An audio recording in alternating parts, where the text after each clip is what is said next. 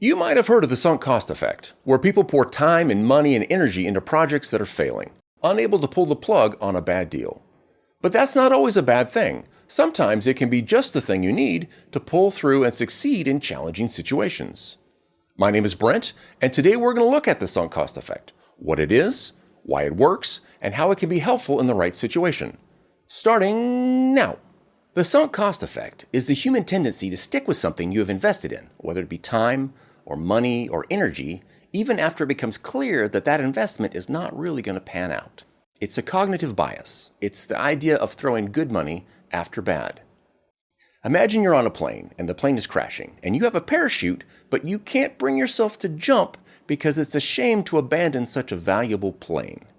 That's what we're talking about here. Even though the plane is about to be a very expensive crater with or without you. It's when you value something based on your past investment rather than its future value.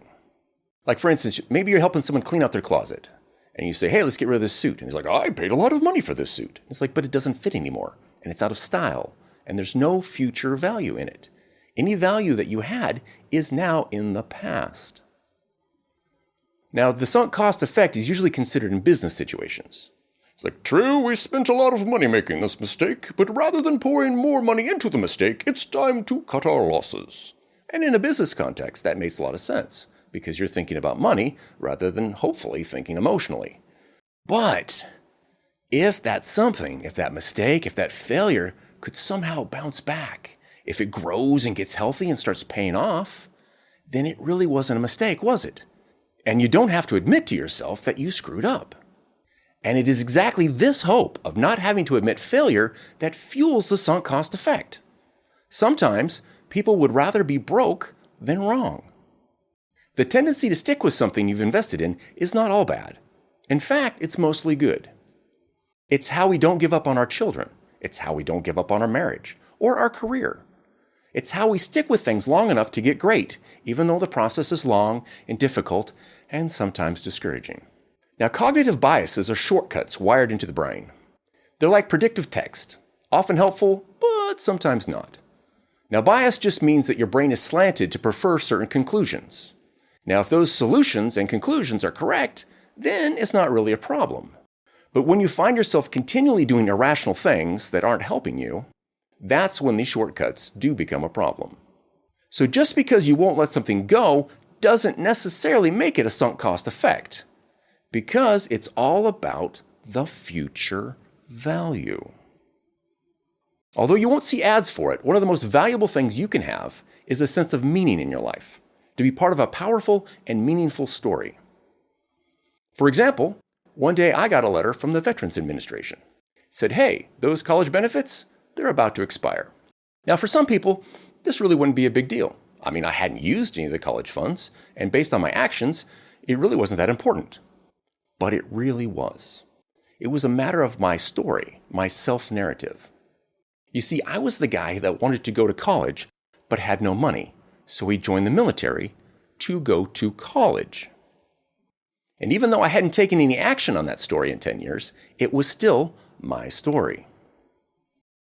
So to lose the education that had been the purpose of the whole adventure, it made it feel like that sacrifice, all the stress, all the separation, all the dislocation, was for nothing. Now see, pain without meaning is suffering.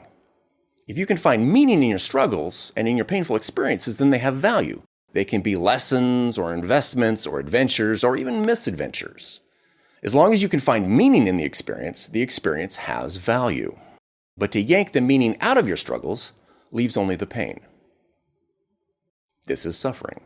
You know, from a sunk cost perspective, I had already benefited from my service. I got paid, not a lot, but enough to keep the kids fed. I had life-shaping experiences, I learned valuable lessons, I used a VA loan to buy a house for my family. I had gotten some value from my service, but this was different. I was passionate not to lose this particular value. Was it fully rational? No. Was there some sunk cost in there somewhere? Probably. Was it effective? Absolutely. It gave me the spark I needed to get off the couch and push past my fears of failure and get started.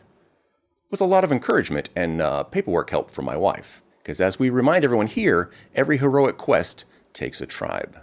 Now, my VA benefits ran out after 2 semesters, but I was able to get grants and scholarships and keep the momentum rolling, and eventually get my degree, thanks to the energy from this sunk cost crisis. So as we've seen, the same impulse or conclusion can either be a cognitive bias or a helpful tool depending on the situation. The same tendency that can leave you crashing with the plane can also help you excel and thrive. Thank you for watching. Be sure to check out our other episodes.